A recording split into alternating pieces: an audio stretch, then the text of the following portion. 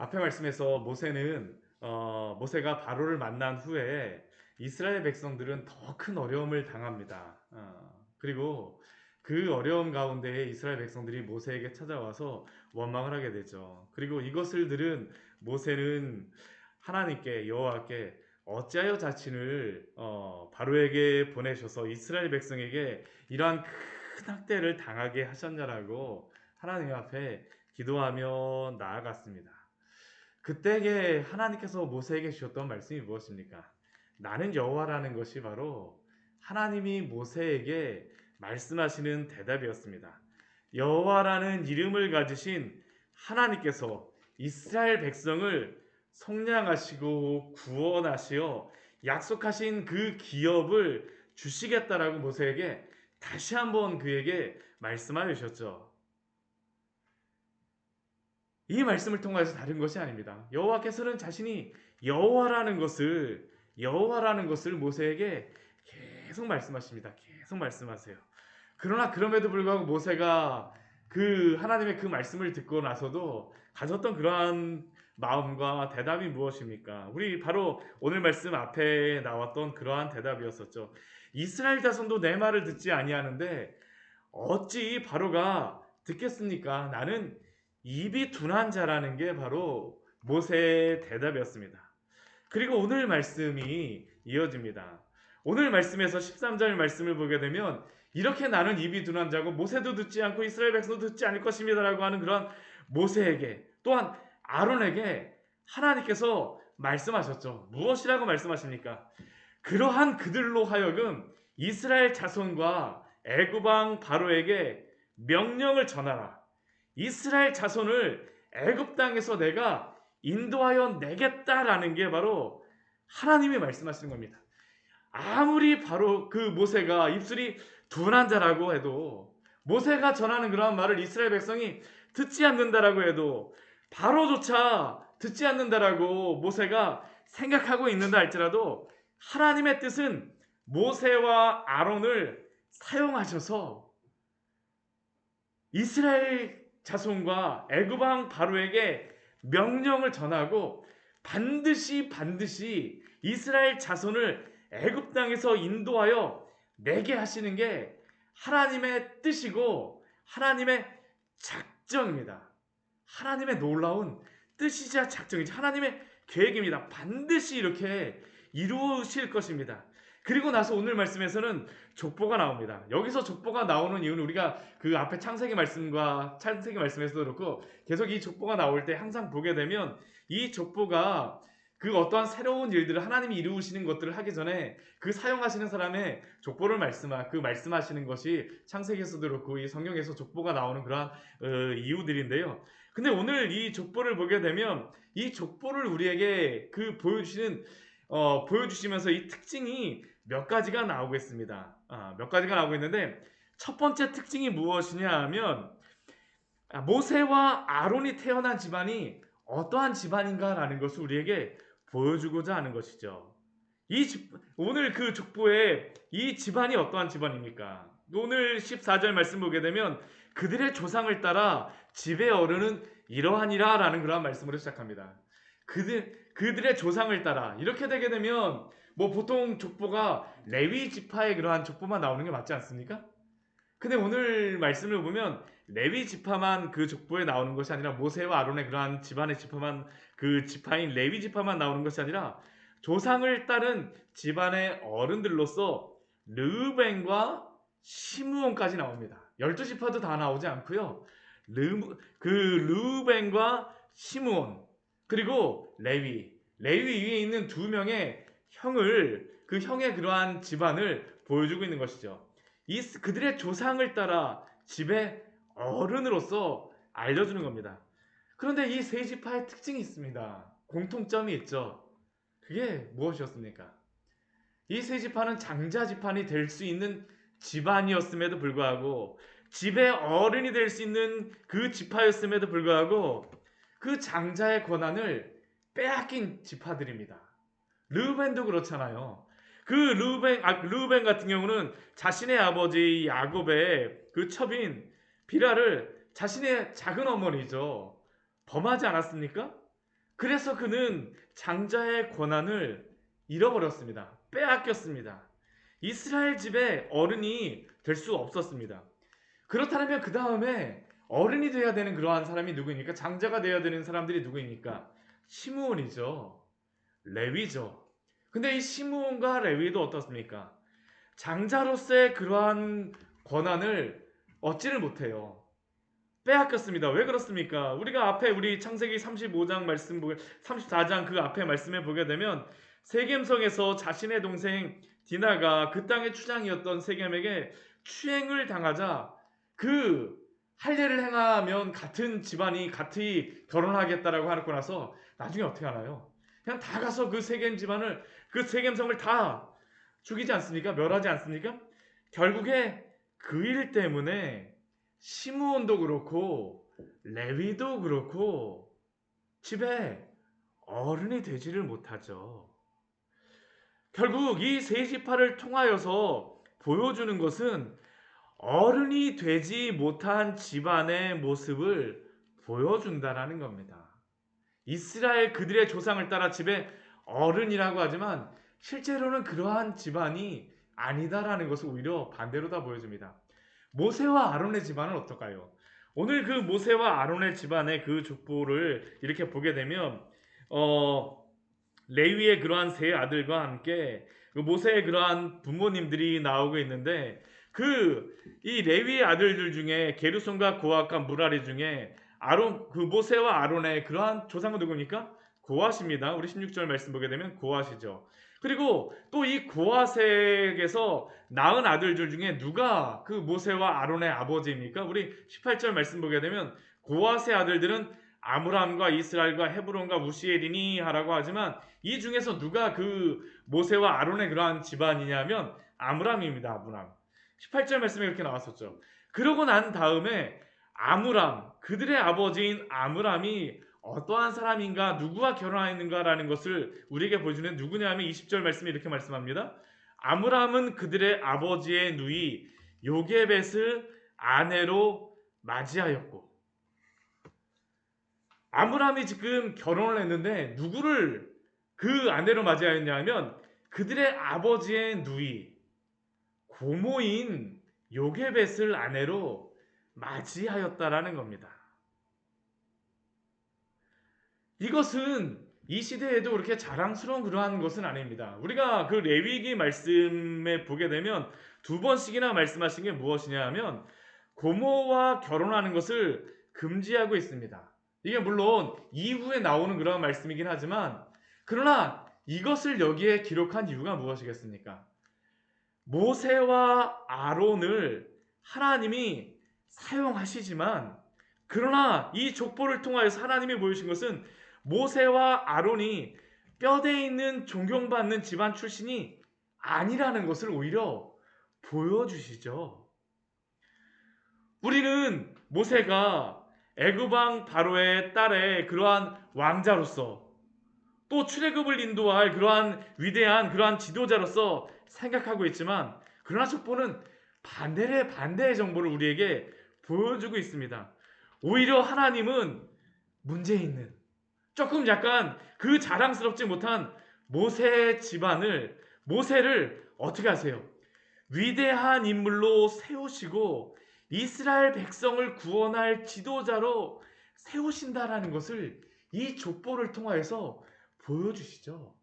모세의 그러한 뼈대 있는 집안을 강조하는 것이 아니라 하나님이 어떠한 사람을 사용하시는가라는 것을 보여주는 게 바로 이 족보의 특징입니다. 모세와 아론이 위대한 집안의 자손이 아니라 하나님의 위대하심과 하나님의 여호와 되심 때문에 모세를 사용하신다라는 게 바로 이 족보의 특징이죠. 그것을 우리가 분명히 알 수 있는 그러한 것이 무엇입니까? 우리 이 족보가 마지막 우리 끝나는 그러한 부분에 보게 되면 30절 말씀이 이렇게 마무리되고 있습니다. 모세가 여호와 앞에서 아뢰되 나는 입이 둔한 자이오니 바로가 어찌 나의 말을 들으리이까? 이 족보를 딱 감싸고 있는 내용이 무엇이냐 하면요. 앞에 우리 12절 말씀도 그렇지 않습니까? 모세가 여호와 앞에 이르되 이스라엘 자손도 내 말을 듣지 아니하였거든 바로가 어찌 들으리까? 나는 입이 둔한 자입니다. 지금 모세의 이 대답은 이 족보의 시작과 끝에서 자신이 누구인가를 말하고 있죠. 모세는 정말 입이 둔한 자이고 더군다나 이렇게 하나님의 놀라운 이적을 경험하고 하나님의 음성을 듣고 있는 속에서도 그러나 과거에 어떻습니까? 계속 갇혀서 나는 입이 둔한 자라는 겁니다. 이스라엘뿐만 아니라 바로도 듣지 않을 것이라는 것이 모세가 하나님께 말하는 것이죠. 근데 하나님 어떻게 하세요? 모세를 쓰시겠다라는 것이죠. 이러한 집안의 그러한 모세를 하나님이 사정하시겠다는 겁니다. 오늘 13절이 그것을 말씀하잖아요. 여호와께서 모세와 아론에게 말씀하사 그들로 이스라엘 자손과 애굽 왕 바로에게 명령을 전하고 여호와께서 하신다라는 겁니다. 이스라엘 자손을 애굽 땅에서 인도하여 내게 하시리라. 이것을 말씀하시는 것은 부족한 자라 할지라도 하나님께서 오늘도 하나님 되심으로 여호와 되심으로 당신의 일을 이루시겠다라는 것을 모세를 통하여서 보여주시는 것입니다. 하나님의 위대하심을 보여주시죠. 그러한 하나님께서 오늘 어떻게 하십니까? 또 우리 7장 1절 말씀 보게 되면 오늘 말씀은 철저하게 이 10가지 재앙 중에 하나님이 얼마나 위대하신다는 것을 우리에게 보여주는 그러한 말씀입니다. 우리 7장 1절 말씀 보십시오. 볼지어다 내가 너를 바로에게 신같이 되게 하였은즉 내 형 아론은 내 대언자가 되리니. 하나님은 놀랍게도 지금 이스라엘 백성들에게 신과 같은 존재로 군림하고 있는 바로에게 지금 모세가 무엇이 되게 하시겠다는 겁니까? 신과 같이 되게 하겠다는 것이죠. 누구의 위대함입니까? 하나님의 위대하심을 보여주시는 것이죠. 하나님이 모세를 사용하셔서 나는 아직도 입술이 부족해요라는 그러한 모세를 사용하셔서 이 신과 같은 그러한 바로 앞에서 오히려 모세를 신과 같이 세우시겠다라는 것이 바로 하나님이 이 말씀을 통해서 우리에게 보여주시는 것이 아닙니다. 모세의 능력이 아니죠. 하나님의 능력으로 모세를 사용하시겠다라고 오늘도 보여주세요. 그리고 이 일을 어떻게 이루십니까? 하나님이 모세에게 말씀하시고 우리 2절 말씀 보게 되면 모세는 아론에게 말하고 아론은 바로에게 말하여서 하나님이 결국에는 이스라엘 자손을 그 땅에서 내보내게 하겠다라는 것이 하나님의 놀라운 것입니다. 하나님이 사용하심으로 부족한 자라 할지라도 하나님이 사용하심으로 하나님의 영광을 보여주시는 것입니다. 하나님의 영광이 드러나는 게 바로 이것 아닙니까? 부족한 우리를 택하셔서 오늘도 하나님께서 당신의 놀라운 일을 이루어 가시는 줄 믿습니다. 또 오늘 사용하시는 또 다른 한 사람이 있죠. 그 사람이 누구입니까? 바로입니다. 하나님께서는 하나님의 택하신 자를 통하여서 하나님의 위대하심과 하나님의 사랑과 하나님의 은혜와 하나님의 긍휼의 영광을 드러내신다면 이 바로를 통하여서는 무엇입니까? 이 사람이 오히려 불순종하는 것을 통하여서도 하나님의 영광을 드러내시죠. 우리 3절 말씀 보십시오. 바로의 마음이 완악하였습니다. 이제 계속 재앙이 하지만 계속 완악해질 것입니다. 듣지를 않을 것입니다. 하나님이 그러나 계속 표징과 이적을 행하실 거예요. 그럼에도 바로는 그 말을 듣지 아니할 것이죠. 그러나 바로가 듣지 않음에도 불구하고 그것을 통해서 하나님이 나타내시고자 하는 그 위대한 것이 무엇입니까? 오늘 5절 말씀 같이 한번 읽어보도록 하겠습니다. 내가 내 손을 애굽 위에 펴서 이스라엘 자손을 그 땅에서 인도하여 낼 때에야 애굽 사람이 나를 여호와인 줄 알리라 하시매. 하나님이 아무리 바로가 반항하고 그 마음을 완악하게 하고 듣지 않는다 할지라도 그 능하신 손, 하나님의 그 위대하신 손을 펴서 어떻게 하십니까? 이스라엘 자손을 그 땅에서 인도하여 내시죠. 그러므로 말미암아 애굽 사람이 나를 여호와인 줄 알리라. 하나님은 하나님의 말씀을 듣지 않는 사람을 통하여서도 하나님의 그 위대하신 영광을 드러내겠다라는 것이 바로 하나님의 영광이고 하나님의 놀라운 뜻이죠. 이 오늘 말씀은 철저하게 그래서 하나님의 예정이 드러나 있습니다. 하나님의 택하신 자를 통하여서는 하나님의 그 사랑과 긍휼의 영광을 드러내시고, 또한 하나님께 불순종하는 유기된 자를 통하여서도 하나님의 그 위대하심을 드러내시겠다라는 것이 바로 하나님의 그 놀라운 것이죠. 하나님의 예정이 드러나지 않습니까?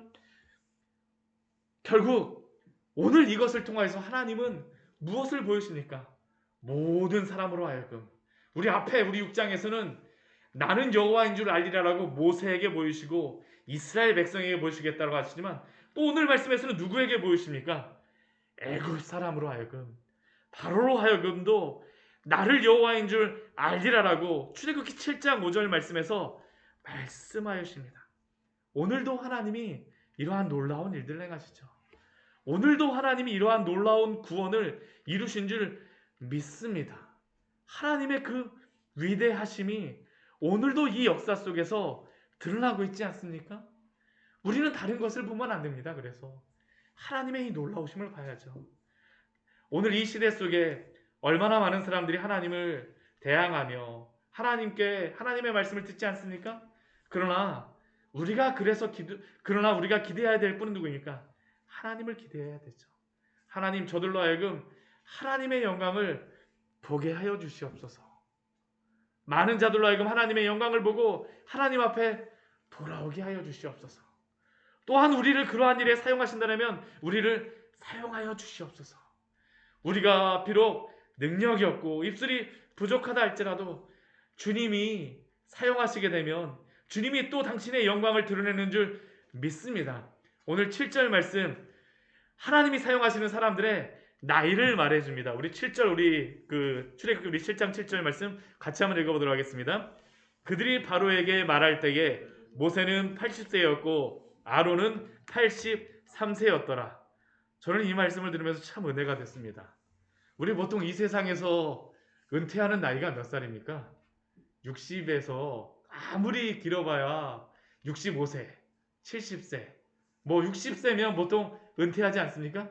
근데 하나님께서는 80세인 모세를 다시 취업을 시키시는 겁니다. 하나님의 일을 위하여서요. 놀라운 하나님의 일이죠. 하나님의 영광을 드러내시는 겁니다. 아론은 몇 세에 제사장의 이 하나님의 그러한 일들을 감당합니까? 83세에야 감당하게 되죠. 이것을 보라고 오늘도 우리에게 말씀하십니다. 하나님의 영광으로서 오늘도 하나님의 뜻을 이루어 주시옵소서. 같이 기도하도록 하겠습니다. 하나님 아버지, 오늘 말씀을 통하여서